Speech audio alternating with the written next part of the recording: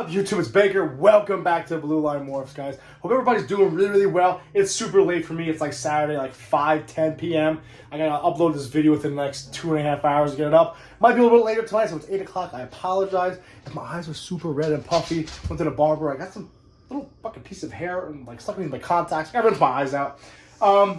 So today's video, guys, is me my honest take on the spider gene. My honest take after breeding the spider gene. Will I continue to breed the spider gene? Do they sell well? What's the deal with the spider gene? What have I seen in terms of breeding in the lineage of the female and the parents, so forth and so on? That's today's video is about. Before we get to that, let's talk about some of the pairings. First, I checked on our egg. Shelby. I checked on our eggs right there.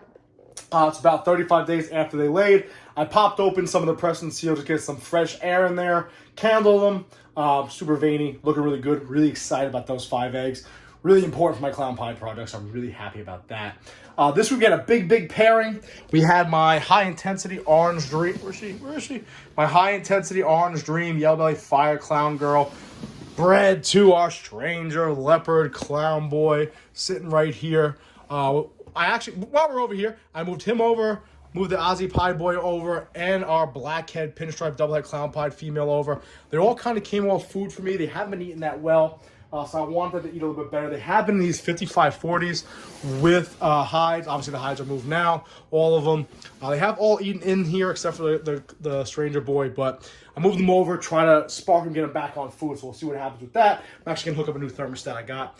There you go. I think it's a Herbstat 4, so they're really nice. Anyway, guys, other pairings we had that Coral Glow Black Pastel Trick Mojave male. I put him to our Luna girl, right? My Belle, my Super Russo. Get some Russo involved in that project. Maybe kick out some bells. Don't mind that at all.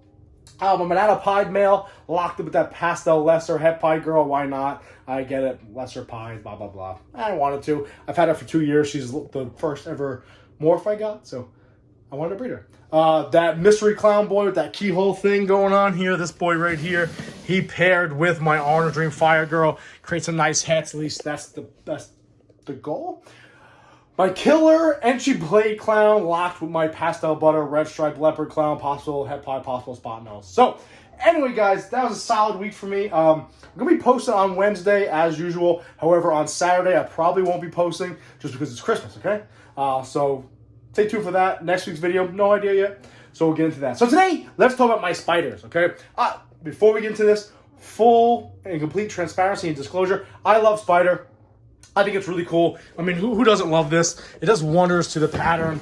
It's a really cool looking animal. It's my big old spider girl. We're going to take her out in a second. I love it, adore it, but let's talk about it. All right, I did a video probably about 1.5 years ago before I really bred spiders, talking about is there a nervous tick, or what's the issue with the corkscrewing and the sidewinding and the wobble and the stargazing, all that. Will it carry over? In other words, if a female or a male snake has a lot of issues, like the spider gene is very prevalent, and it's shaking, it's wobbling, it's corkscrewing, will it carry over to the babies? And then conversely, like my girl over there, which we'll take on in a second, if they have almost no issues, will it carry over and not carry over, right? So that's what I wanted to kind of figure out. And I think I did a pretty good job this year breeding them. And I'll give you my take on that in a second. We'll also talk about financially, how they sell, so forth and so on. But let's give a breakdown on some of my spider girls. I bred a regular spider girl, which you just saw, a bumblebee girl, and a pastel 8-ball spider, which I sold to a guy. And I produced some spiders. Let's talk about that right away. First of all, guys, breeding spiders, it takes a certain person to buy the spider. They don't sell well. That is the bottom line. I like spider. Right now I have 4 left. The 2 I just spoke about, including this spider clown girl. Then over here I have this orange dream yellow belly pastel spider het puzzle girl. I still have them in my collection. I still plan on breeding those 2. The other 2 I probably won't be breeding. We'll talk about that. They don't sell well, guys. What I mean is this. I sold a few spiders. Don't be wrong. Sold about 6 or 7 spiders this year. But even right now, sitting here chilling, check this girl out. This girl right here is a female banana. Female banana, black pastel, het pied, but she's got spider. People don't want to buy her because of that spider gene. I think she's really cool. She doesn't really have any issues, no real wobble. Absolutely beautiful animal. If she gets like 1,000 grams, nobody buys her. She's staying. But nobody wants to buy her. Why? Spider. It is what it is, right? It's kind of the nature of the beast here. Then you got this girl right here. She is a pastel cinnamon or black pastel spider het pied. All these animals are all het pied. Really cool looking animals. Black pastel spider het pied. And these two brothers down here, same exact animal. You made a mess. They are banana pastel, black pastel, or cinnamon spider het pied. Really nice looking animals, cool looking animals. People don't want them. Why? Because of spider. It kind of pushes people off. Not only does it make the price less because of the spider that's involved in it, because of that negative stigma, people don't want to buy it. And here's the other flip side of that. People that will buy it because the price is less might not be the most experienced keepers in the world. So I get super sentimental, which we'll talk about my bumblebee girl in a second. But you got to be careful as a breeder, a responsible breeder, to understand that I don't think it affects the quality of life at all for them, which we'll talk about in a second. But when you are selling these spiders at a relatively low price, people just getting into the hobby are probably going to pick them up and not realize the stargazing, wobble issue, etc., etc. Which might turn people off of the hobby, and also they might not take care of them properly, okay? So that's one thing I think I'm going to backtrack on the spider. I have a lot of other stuff going on in my products, a lot of pie, a lot of clown stuff. Going to kind of kick back with the spider thing. Probably not going to get rid of them. So let's talk about the genetic carryover. Look at this girl right here. My girl right here is an asshole. Come here. She is old. She's about 13 or 14 years old. She's big. I would say right now she's about 2,700 grams, give or take. Decent sized female. You spin her around. She has no issues. She's going to try to take off on me. That's what she does. She has no issues whatsoever, guys. No wobble, no stargazing, no issues feeding, no issues breeding. None of them have any issues eating or breeding, to be honest with you. But no issues whatsoever, okay? No. When I mess with her, she doesn't panic at all. She doesn't freak out. She writes herself up. If I flip her like this, she's going to try to get herself straight. Come on, honey. It would make me look stupid. She'll try to get herself, she'll roll back over. A lot of my spider girls have issues rolling back over, or they don't really realize they're all upside down. No issue even moving around. Head straight as an arrow. Looking. Tongue's coming straight out, not to the side. And even when I pick her up like this, no wobble, no issue whatsoever. She hangs out like a normal ball python. Look, even when she comes up, no issue, right, guys? No issue whatsoever. Flip side of this, you got this girl down over...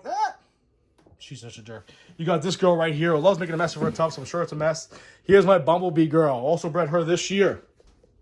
She is a little bit of a derp. She will hang out upside down. She will corkscrew. There you go. Look, right? Can you see it? Look at her. What are you doing, honey? No idea what she's doing. She's just a derp. See? Derp. Derp, derp, derp. Okay? Let's put her back. Let's put her back in here. I love her. She's going to stay right there. I know, baby. All right, so let's talk about their offspring and also those animals I just showed you over here that are in the tubs. These hatchlings, they're all available. They came from my spider 8-ball, my pastel spider 8-ball girl, which has similar traits as that bumblebee girl. Now let's talk about that. I'm going to lump the bumblebee girl in with the 8-ball girl. They both act the same, corkscrewing. Actually, the 8-ball girl bit herself at one point. And we'll talk about the spider girl with no issue whatsoever. When it comes to these two, no issues with these guys. The head puzzle girl has a little issue striking sometimes, but I think she's just a dummy. Let's talk about it. Okay, so the offspring. Oh, by the way, when it comes to feeding, besides a few strike issues here and there, when it comes to feeding and breeding, no issue whatsoever. No issue. My bumblebee girl, when she eats, for some reason, she loves to find herself in her water bowl. And I hear her bubbling. So I take her water bowl out when she eats because she's a dummy. And that goes back to me being like sentimental. I don't really want to sell her. You know, she's available on Morph Market. I don't know if I want to get rid of her unless I know where she's going. But I don't really want to get rid of her. Why? Because she's a derp. And I want her to have a good life. And I know how to take care of her. All right, let's talk about the offspring. Now, first, let's talk about that big spider girl I showed you. No issue whatsoever in her. We can all agree on that. We saw that. She'll write herself up. When you compare her to the bumblebee girl's upside down like a monkey. Completely ridiculous. The offspring, however. With her, she laid like 11 eggs. One was bad, so 10 eggs total. I had the full range of issues with them. I had some of the spider girls had zero issues whatsoever, just like Mama.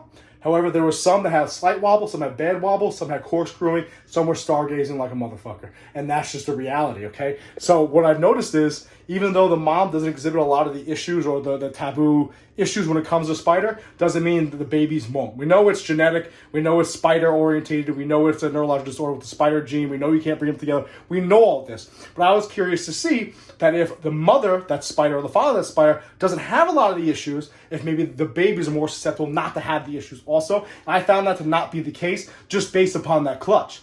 Now, like any good quote-unquote research, you want to do more than just one clutch. So with that mom, no issues whatsoever. However, wide range of issues when it came to the babies, everything from corkscrewing and so forth and so on. Now with the other two, the Bumblebee and the 8-ball girl, who have their issues. They exhibit the issues. How are their babies? Well, over here, I just showed you a couple of the 8-ball girls. No issues whatsoever. One of them is a little derpy. Most of the issues, not there. And however, that Bumblebee girl, same thing. She has a lot of issues. One of her babies was a Bumblebee with spark in it. What do they call them? I forget what they call that. No issue whatsoever with her. My buddy actually bought her gorgeous, bright, vibrant steak. No issue whatsoever. However, the mom will be upside down and not know it.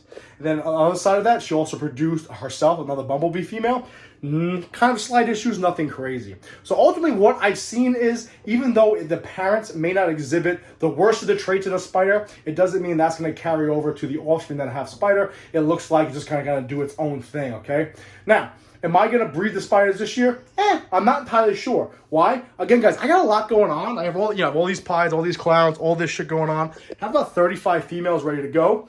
So because there's an issue selling the spiders, because I don't want to sell a spider that has a lot of issues to somebody who's not going to take care of it or euthanize it or something like that, I don't want to do that.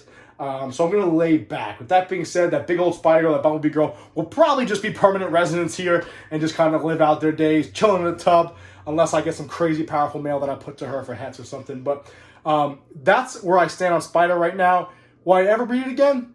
Yeah, probably. I mean, I'm breeding my clown spider girl and the head puzzle girl because they're recessive. It kind of is what it is. However, when it comes to just breeding spider for the sake of breeding spider, like a big spider girl or the Bumblebee girl, I'm going to hold off for the reasons I said. One, they sit for a while, but two, you got to be careful because like having a mastiff or a bulldog or a Frenchie and stuff like this, you have to understand, although the breed is a dog, they do require different treatment and different issues, and you got to be appreciative and understand that they need to be treated differently than like another dog. Like this girl right here, I don't know, she could live in a junkyard, she'd be fine. Instead, she gets fed steak and sleeps in my bed, and this is her house, and she lets me keep my snakes here. Yeah, guys, that's my honest take when it comes to spider. I love it. Haven't seen any issues breeding or eating, and when it comes to breeding them, I've noticed that it doesn't really matter how the parent behaves, the baby's gonna do its own thing. And that's just the reality. So I'm going to hold off on breeding spider. Comment down below, what do you guys think? However, with that being said, I said all this shit. And then I'm also breeding this girl right here, my champagne girl. So we'll see what happens with that. I'm curious to compare my spider clutches to my champagne clutches. Let me know the video for next year, if she goes. But other than that though, guys, while we're doing it, why not? This boy's available too. He is a pastel and pied male, chilling, ready to go. Let me know what you guys think. Comment down below, though. How do you guys feel about spider? I like spider. Should you breed spider? Should it be outlawed? Should people not be allowed to bring spider to shows? What do you guys think? Listen, appreciate you watching. I'm going to rinse my eyes out because I can barely see the camera. I hope I'm in focus. Appreciate you guys watching. Be safe. Please remember, watch your six.